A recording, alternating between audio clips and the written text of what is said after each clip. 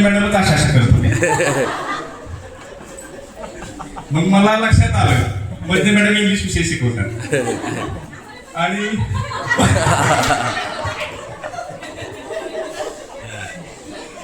आणि म्हटलं आपल्यासारखेच आपण सर्वजण या ठिकाणी बसलेलो आहोत.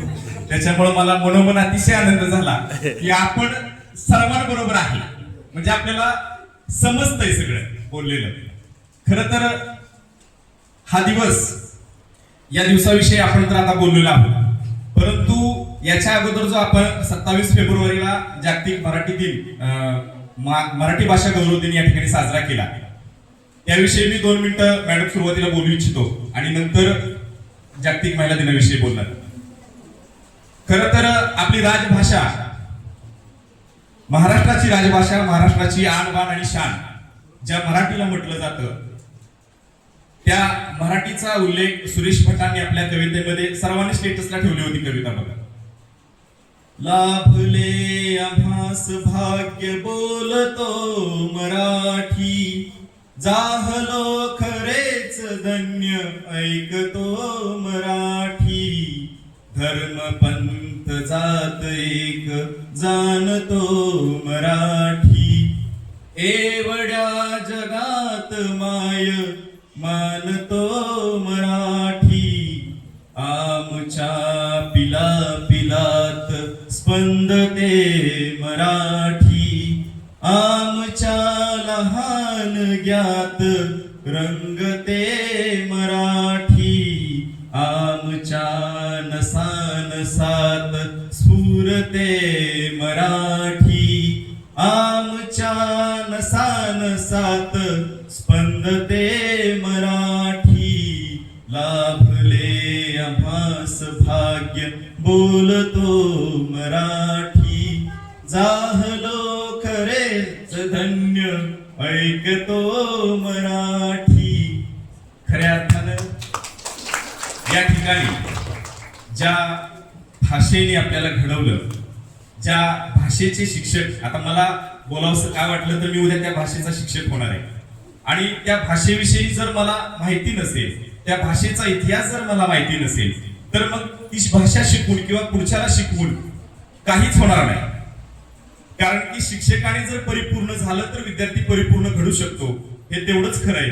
त्याच्यामुळं 27 फेब्रुवारीलाच हा दिवस साजरा का करायचा, तर विष्णू वामन शिरवाडकर यांचा हा वाढदिवस किंवा आता जयंती म्हणतो आपण, ही जयंती आपण महाराष्ट्राचा म्हणजे मराठी भाषेचा राजभाषा गौरव दिन म्हणून साजरी करतो. खऱ्या अर्थानं याचा इतिहास जर पाहिला आपण, तर यामध्ये विवा शिरवाडकरांचं जर कार्य बघितलं तर त्यांनी लिहिलेल्या कविता असतील, विशाखा असेल, किनारा असेल, स्वगत असेल, असे कविता संग्रह त्यांनी लिहिले. त्याचबरोबर त्यांनी लिहिलेली जी नाटकं आहेत त्याच्यामध्ये आपण नटसम्राट बघतो, सर्वांनी नटसम्राट पिक्चर बघितला असेल, परंतु त्यातील अप्पासाहेब बेलवणकर जे हे पात्र आहे ते त्यांनी अजरामर केलं. त्यात असं म्हटलं जातं, to be or not to be that is the question, म्हणजे जगावं की मरावं, हा खरं तर सर्वात मोठा प्रश्न ज्यावेळेस अप्पासाहेब बेलवणकरांपुढे उभा राहिला होता आणि त्याचं वर्णन ज्यावेळेस आपल्या समोर आलं, त्यावेळी असं लक्षात आलं की मराठी भाषा ही कुठपर्यंत गेलेली, म्हणजे त्यांनी जे लिहिलं होतं ते आपल्यापर्यंत तसंच्या तसं पोहोचवण्याचं काम ही मराठी भाषा करते. दुसरं जर बघितलं आपण तर ययाती असेल, देवयानी असेल, अशा प्रकारची त्यांनी नाटकं लिहिली. त्याचबरोबर अनेक लघुनिबंध असतील, कादंबऱ्या असतील, कथा असतील आणि कविता असतील. आता मॅडमने या ठिकाणी कुसुमाग्रजांची कना कविता या ठिकाणी सांगितली आपल्याला. म्हणजे त्यांचं जे लेखन होतं हे लेखन अतिशय मराठीला मार्मिक आणि मराठी भाषेला पुढे घेऊन जाणार ठरलं, आणि म्हणून साहित्य क्षेत्रातील सर्वात मोठा पुरस्कार त्यांना 1987 साली ज्ञानपीठ पुरस्कार विवा शिरवाडकरांना मिळाला, आणि त्याचीच दखल म्हणून त्यांना भारतरत्न नक्की परत देण्यात आला. म्हणजे 1987 साली त्यांना ज्ञानपीठ पुरस्कार मिळाला. याच्यामध्ये मराठी साहित्याचं खऱ्या अर्थाने महत्व आणि मराठी साहित्याने आपल्याला दिलेली प्रेरणा त्या ठिकाणी लक्षात आली. मग मराठी साहित्यामध्ये फक्त त्यांनीच काम केलं का, तर त्याचबरोबर एकच प्याला नाटक असेल, त्याच्यामध्ये एक सुंदर वाक्य सर की औषधासाठी दारू घेतली, आता दारूसाठी औषध घेतो. औषधासाठी दारू घेतली, आता दारूसाठी औषध घेतोय, हे वाक्य वाचल्यानंतर किंवा एकच प्याला नाटक वाचल्यानंतर आपल्या लक्षात येईल की त्या नाटकामध्ये नक्की आपल्याला काय सांगायचंय आणि एक हे वाक्य आपल्याला काय सांगून जातं. म्हणजे अशा प्रकारचं लेखन त्याच्यामध्ये संत ज्ञानेश्वर असतील. संत ज्ञानेश्वरांनी तर अतिशय चांगले लिहिलेले की असं म्हटलं जातं की अमृतापेक्षाही मराठी भाषेला त्यांनी श्रेष्ठ दर्जा दिलेला आहे.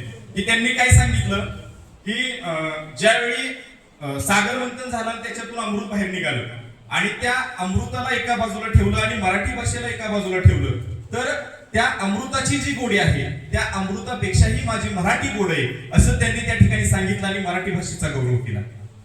त्याच्यानंतर संत तुकारामांची अभंगवाणी असेल, त्याच्यामध्ये त्यांनी त्यांच्या अभंगाशिवाय माणसाचा शेवटच होत नाही.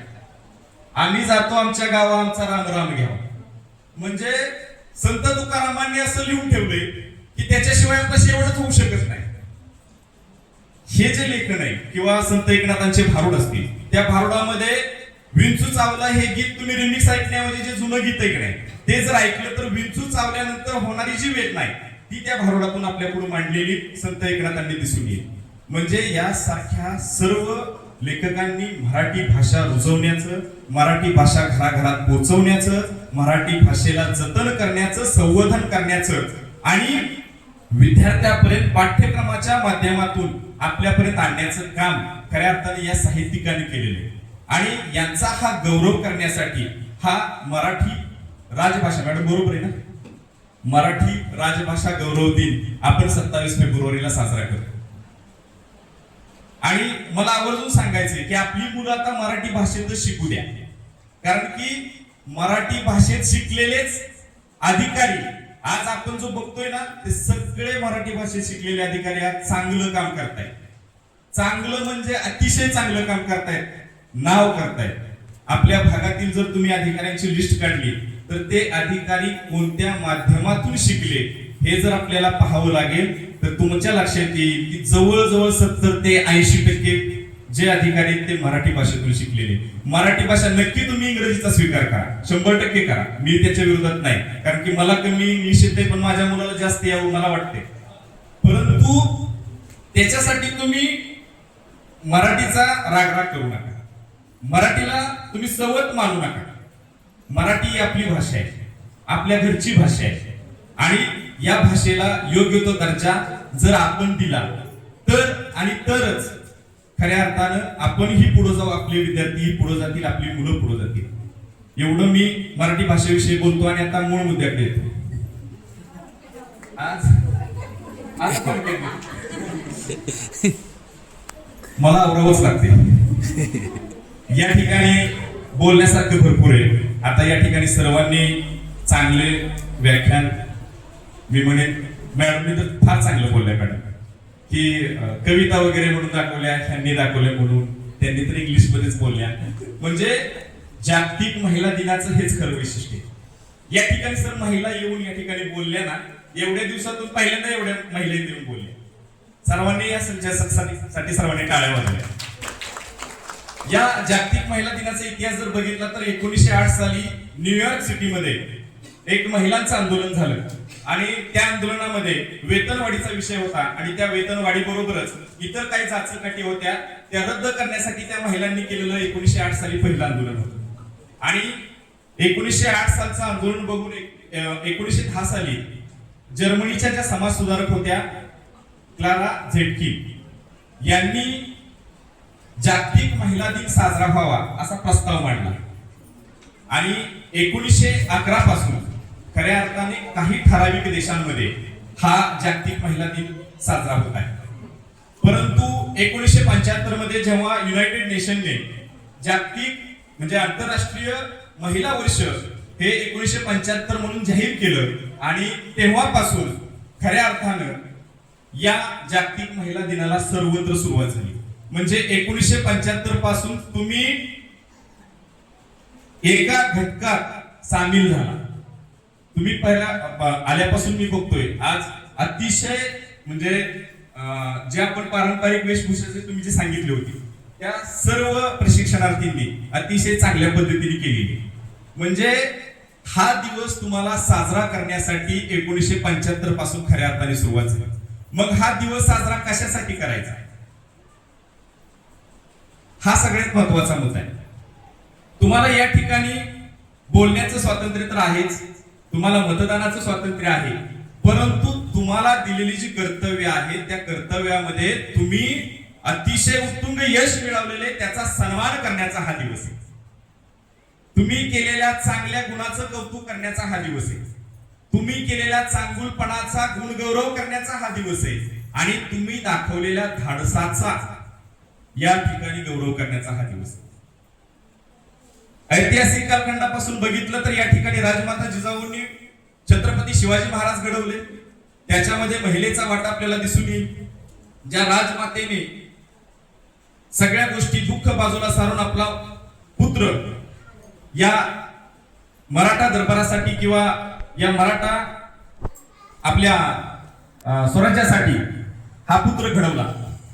त्यानंतर आपण राजमाता अहिल्यादेवी होळकर बघतोय, ज्यांनी आपले पती निधन झाल्यानंतर स्वतः सती जाणार होत्या, परंतु त्यांच्या सासऱ्याने त्यांना सती न जाता तू या गादीचा सांभाळ करावा अशी त्यांना संधी दिली त्या ठिकाणी.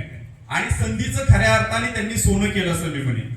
कारण की एक सती चाललेली महिला त्यावेळी त्यांनी ते राज्य चालवून दाखवलं. ते राज्य नुसतं चालवलं नाही, तर त्या ठिकाणी असणारे बांधवटे असतील, त्या ठिकाणी बांधलेले घाट असतील, त्या ठिकाणी बांधलेली मंदिरं असतील, जी दुसऱ्या सुलतानशाहीने मंदिर पाडलेली होती, त्या मंदिरांचा जीर्णोद्धार करण्याचं काम त्या राजमाता अहिल्यादेवींनी केली.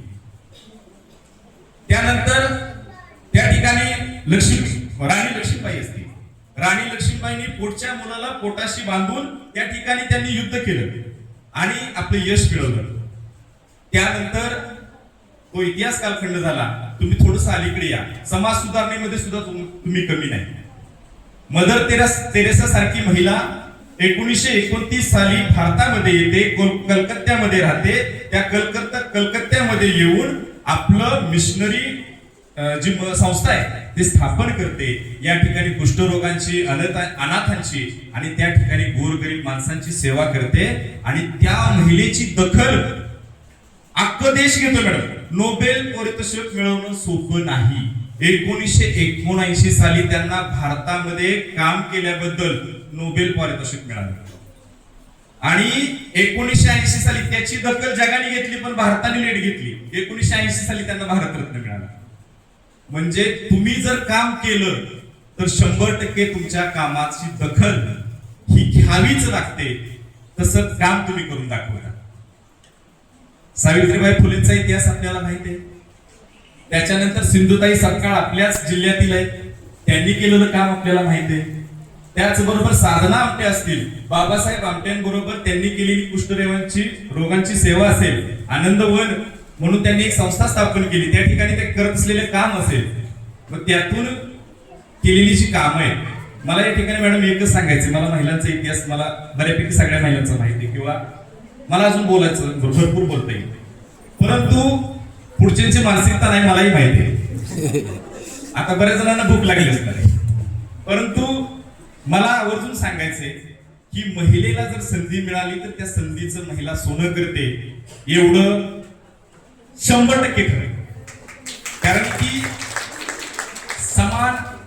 समान अधिकार जो म्हणतो ना आपण, समानतेचा अधिकार, तो समानतेचा अधिकार जेव्हापासून महिलांना मिळाला तेव्हापासून 50% आरक्षण तुम्हाला आलं.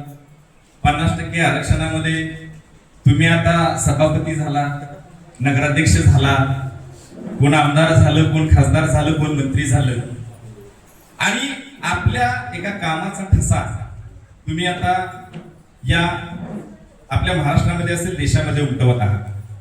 मला आवर्जून या ठिकाणी सांगायचंय की भारताच्या ज्या अर्थमंत्री आहेत ही एक महिला आहे आणि ते देश चालवण्याचं काम करतायत, निर्मला सीतारामन, ज्यांनी आताचा अर्थसंकल्प सादर केला. त्यांनी देशाचं संरक्षण मंत्री म्हणून देखील काम केलेले. म्हणजे महिलांच्या हातात कारभार दिल्यानंतर देश आणि आपल्याला असणारं जे संरक्षण आहे ते देखील व्यवस्थित राहू शकतं, हे देखील त्या निर्मला सीतारामन यांनी दाखवून दिले. म्हणजे यावरून एक लक्षात येते, या ठिकाणी असलेल्या महिला उद्या क्रांती घडवणार आहेत यात शंका नाही मॅडम. कारण की एवढा उत्स्फूर्त प्रतिसाद तुमच्या एका मेसेजवर एवढी मुलं येणं, एवढ्या मुली येणं आणि जागतिक महिला दिन एवढ्या उत्साहात, मला वाटतं कॉलेजमध्ये पहिल्यांदाच एवढ्या उत्साहात साजरा झाला असेल दरवर्षी, पण आम्हाला तर या वर्षीच वाटतंय. आता आम्ही या वर्षी चालू त्यामुळे आम्हाला या वर्षीच वाटतंय. आणि अतिशय उत्साहात या ठिकाणी सर्व महिलांना पुन्हा एकदा मी या महिला दिनाच्या मनापासून शुभेच्छा देतो. आपल्या हातून समाजाची, घराची, देशाची आणि